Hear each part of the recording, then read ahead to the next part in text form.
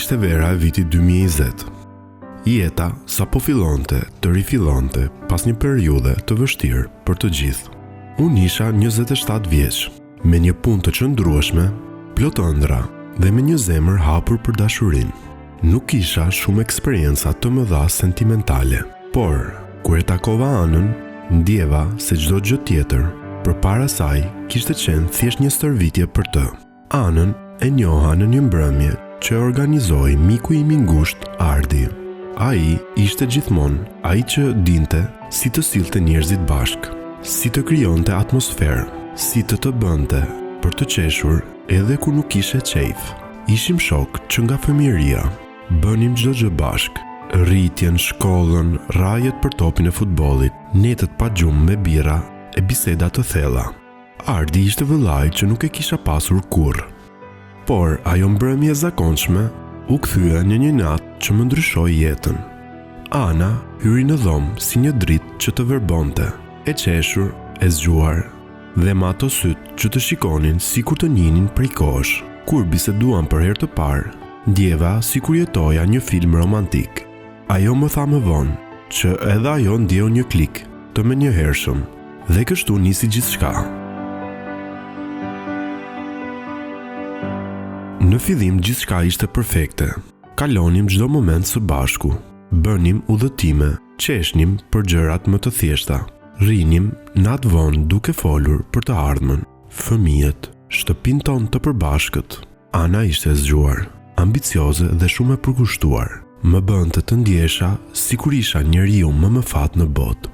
Edhe Ardi, miku im, duke i lumtur për mua.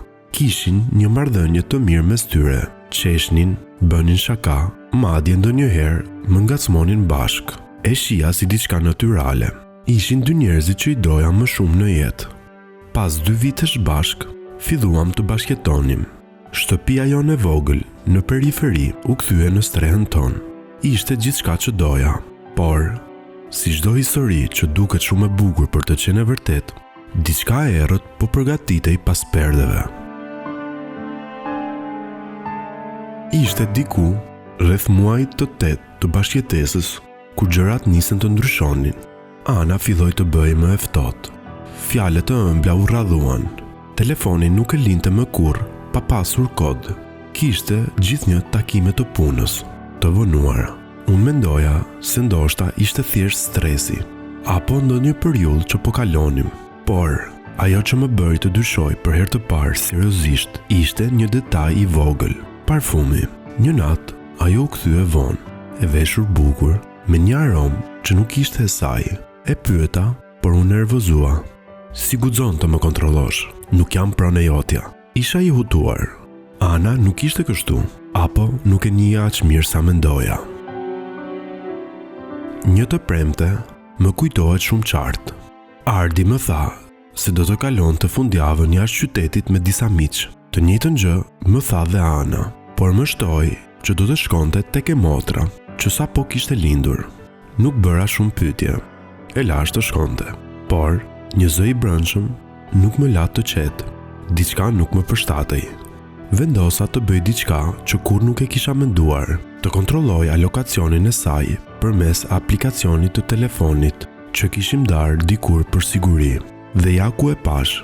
Ajo dhe Ardi ishin në të njëjtin vend, një hotel Buzdetit. Unë griva, mu e rrëcuan syt. Unë nisa pa menduar 2 herë. Në 2 orë isha atje.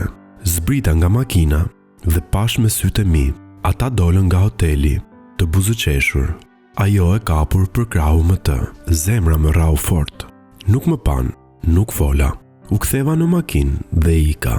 Nuk i thash asgjë për 3 ditë. Ishte torturë. I shija sytë e saj dhe më vinte të shpërthente çdo gjë brenda meje. Më në fund, atë të diel në darkë, i thash: "Ku ishe fundjavën që shkoj?"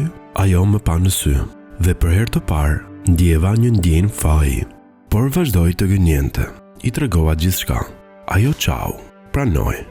Tha se nuk dinte si ndodhi, që kishte një boshllëk dhe Ardi ishte aty, që ishte një gabim, por unë e dija, nuk ishte gabim. Ishte zgjedhje, dhe jo vetëm nga ajo. Telefonova Ardin.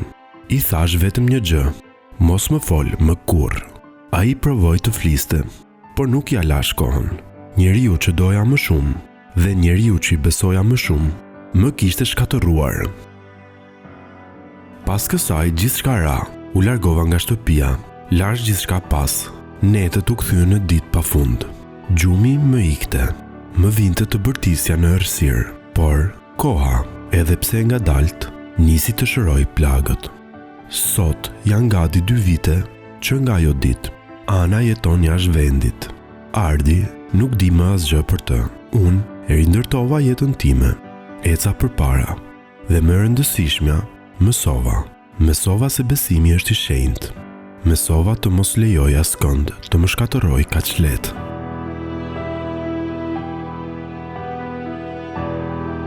Ke përjetuar ndonjëherë një tradhti që të ka ndryshuar jetën? Mos e mbaj brenda, historia jote mund të jetë zëri dikujt tjetër që po hesht. Na dërgoni rrëfimin tënd dhe ne do ta tregojmë me ndjenjë, respekt dhe vërtetësi.